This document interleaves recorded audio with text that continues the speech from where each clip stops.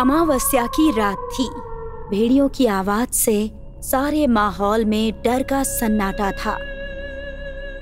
उस भयानक रात में हाथ में एक पोटली लिए शालिनी अकेली खेत के रास्ते से जाती हुई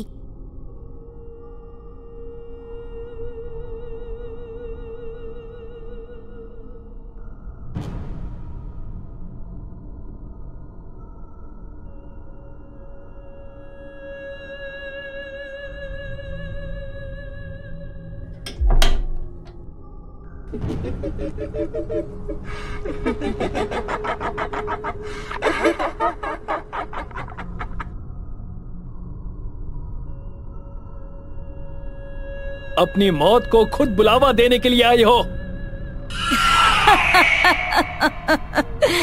तुम आ तो गई हो अपनी मर्जी से, मगर वापस नहीं जा पाओगी।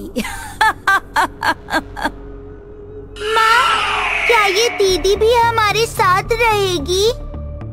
शालिनी को सब सुनाई दे रहा था, मगर वो बिना रुके मंत्र पढ़ती जा रही थी। तभी उसे ऐसा लगा जैसे कोई उसे मारने के लिए उसके करीब आ रहा हो। उसने झट से अपनी आंखें बंद कर ली। शालिनी, शालिनी, उठो बेटा, सुबह हो गई है। तुम्हें आज नया पाठ सीखना है ना। अपने बाबा की आवाज सुन शालिनी अपने बिस्तर से उठी और अपने कामों में लग गई। शालिनी के बाबा एक ज्ञानी पंडित थे। शालिनी छोटी थी तभी उसकी माँ का देहांत हो गया। शालिनी बचपन से ही अपने बाबा की तरह ज्ञानी बनना चाहती थी और लोगों की मदद करना चाहती थी। शालिनी के बाबा हमेशा उसे अपनी कहानियां सुनाते कि उन्होंने कैसे लोगों की मदद की और कैसे अतृप्त आत्माओं को मुक्ति दिलवाई। लेकिन एक बात वो हमेशा महसूस करती कि उसके बाबा उससे कुछ छुपाते थे। बाबा, आप अपने मन की बात मुझे क्यों नहीं बताते? मैं जानती हूँ कि ऐसी कोई बात तो है जो आपको अंदर ही अंदर आपके मन को कोस रही है। शालिनी, ऐसी कोई बात नहीं है। तुम बहुत सोच रही हो, और अगर ऐसी कोई बात है भी तो वक्त आने पर तुम्हें खुद ही पता चल जाएगा। लेकिन बाबा, आप भी तो मुझे बता सकते हो ना? शालिनी के बाबा सिर झुकाकर बिना कुछ कहे वहाँ से चले गए। एक दिन अमावस्या की रात को शालिनी अपने सहेली के घर एक फंक्शन के लिए जा रही थी। रात को आते वक्त उसे बहुत देर हो गई। रात में बारिश शुरू हो गई। धीरे धीरे बारिश बढ़ने लगी। आसमान में बिजली कड़कने लगी। गांव के सुनसान रास्ते पर डरावना माहौल हो गया था। शालिनी पूरी तरह भीग गई थी। वो एक पेड़ के नीचे खड़ी हो गई। तभी जोर से एक बिजली कड़की और दूसरे पेड़ पर गिरी। शालिनी ये देखकर बहुत घबरा गई और वो वहां से निकल गई। आगे जाने के बाद जोर जोर से हवाएं चलने लगी। बारिश रुकने का नाम ही नहीं ले रही थी। आज ही सब होना है क्या?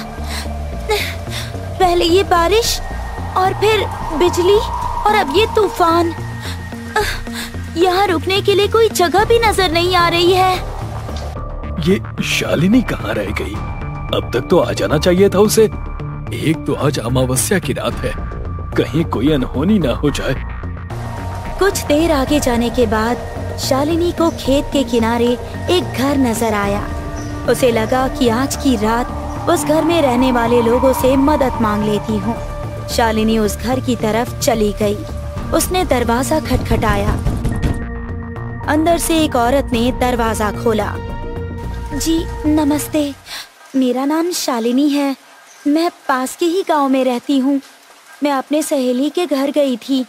आने में जरा देर हो गई, तो क्या आज रात के लिए आपके घर में मुझे रहने की जगह मिल सकती है? आपके मुझ पर बड़े उपकार होंगे। अंदर आ जाओ। शालिनी अंदर चली गई। घर बहुत छोटा सा था। कुछ देर बाद एक लड़की और एक बौना आदमी वहां आया। दीदी, मेरा नाम वानी है। आपका नाम क्या है? मेरा नाम शालिनी है और मैं पास के ही गांव में रहती हूँ। दीदी, आपका नाम तो बहुत अच्छा है। लगता है कि आप हमारे साथ ही रहोगे। क्या आप मेरे साथ खेलोगी दीदी? शालिनी ने वानी को अपने कंधे पर बिठाया और उसे घर घुमाने लगी।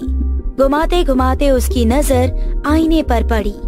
उसने देखा कि जो छोटी बच्ची उसके कंधे पर बैठी थी, उसका रूप पूरी तरह से बदल गया है।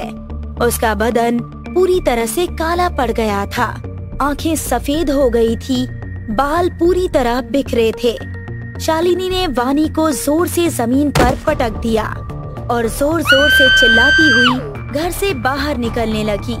वो जैसे ही दरवाजे के पास पहुंची, उसने देखा वो औरत और वो बौना आदमी, उसके शरीर भी बदल गए थे, काले पड़ गए थे और उनकी आंखें भी सफेद हो गई थी। शालिनी डरते हुए दरवाजे के पास पहुंची और वो वहां से भाग गई। घर आकर उसने अपने बाबा को सारी बात बताई। तुझे वहाँ नहीं जाना चाहिए था बेटा। तूने वहाँ जाकर बहुत बड़ी गलती कर दी। गलती? लेकिन क्यों बाबा? क्या हुआ था? आप कहना क्या चाहते हैं? वो लोग कौन थे बाबा? बिरजू बाबा ने बताया कि आज से कई साल पहले गांव में अंधविश्वास बहुत था। लोग कुछ भी करने से पहले तांत्रिक अघोरी से बात करते थे। वो जो कहते वो लोग वैसा ही करते। और एक समय ऐसा आया जब गांव में लगातार 5 साल बारिश नहीं हुई। गांव के लोग धीरे धीरे अपना आपा खोने लगे। बिना पानी के गांव के पशु पक्षी मरने लगे। लोग मरे हुए पशु पक्षियों को खाने लगे। इस हालत से बाहर निकलने के लिए गांव के सारे लोग एक तांत्रिक के पास गए। तांत्रिक बाबा, आपको तो सब पता है, कृपया हमें इस समस्या से बाहर निकालने का मार्ग बताइए। मार्ग तो है, लेकिन आसान नहीं है। कौन सा मार्ग बाबा? बलि। बलि? किसकी बलि बाबा? गांव में परेशानी भगवान के नाराज होने से नहीं, शैतान के साए की वजह से हुई है। शैतान को भूख लगी है, उसकी भूख मिटानी होगी। लेकिन किसकी बलि देनी होगी बाबा? मांस, मनुष्य का मांस। शैतान को गरम रक्त और मांस की बलि देनी होगी।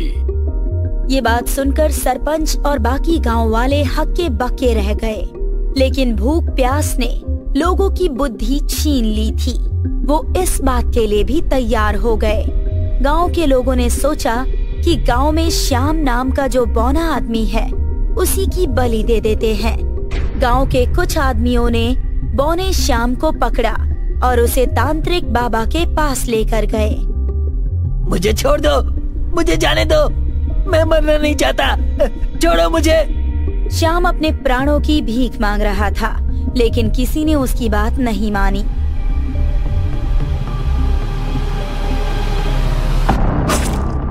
और उसकी बलि चढ़ा दी।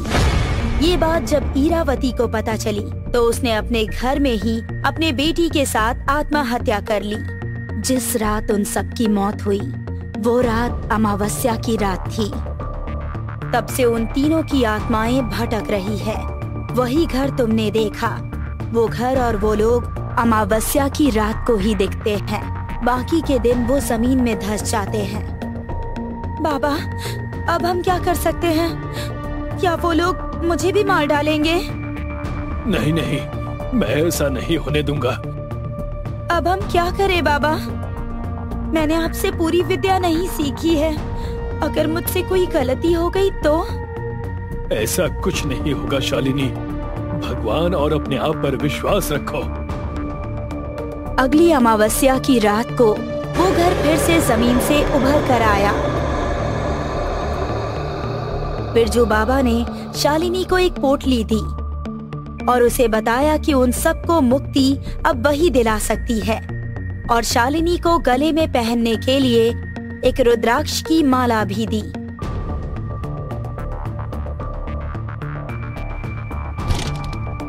जब ईरावती की आत्मा ने शालिनी पर हमला किया तो उस रुद्राक्ष की माला की वजह से ईरावती रुक गई। फिर शालिनी ने उस पोटली में रखे राख को बाहर निकाला और अपने चारों ओर घेरा बनाया और उसके अंदर बैठकर वो मंत्र पढ़ने लगी। उस मंत्र की वजह से तीनों की आत्मा कमजोर होने लगी। वो जोर जोर से चिल्लाने लगे। अमावस्या की उस भयानक रात में उनके चीखने की आवाज पूरे गांव में गूंज रही थी। ईरावती और श्याम की आत्मा ने शालिनी को डराने की बहुत कोशिश की, मगर शालिनी अपने जगह पर बनी रही। वाणी, जो कि एक छोटी लड़की थी, उसकी आत्मा सबसे पहले जलने लगी और कुछ ही पल में राख हो गई। ईरावती और श्याम की आत्मा ये सब देखकर और तड़पने लगे। उन दोनों ने शालिनी को रोकने की बहुत कोशिश की, मगर नाकामयाब रहे। धीरे धीरे अमावस्या की रात खत्म होने को आई और वो घर जोर जोर से हिलने लगा। शालिनी ने अपने पोटली में रखी राख निकाली और ईरावती और श्याम पर डाल दी, जिसके कारण वो दोनों मंत्र के जाल में फंस गए। फिर शालिनी दौड़ती हुई घर से बाहर आई और घर के चारों ओर राख का घेरा बना दिया। अगले ही पल वो घर जमीन में धंस गया। शालिनी ने श्याम, ईरावती और वाणी की आत्मा को मुक्ति दिला दी, लेकिन अंधश्रद्धा की वजह से और किसी की बलि न दी जाए, इसीलिए शालिनी ने अपने बाबा से पूरी विद्या प्राप्त की और लोगों की मदद करने लगी।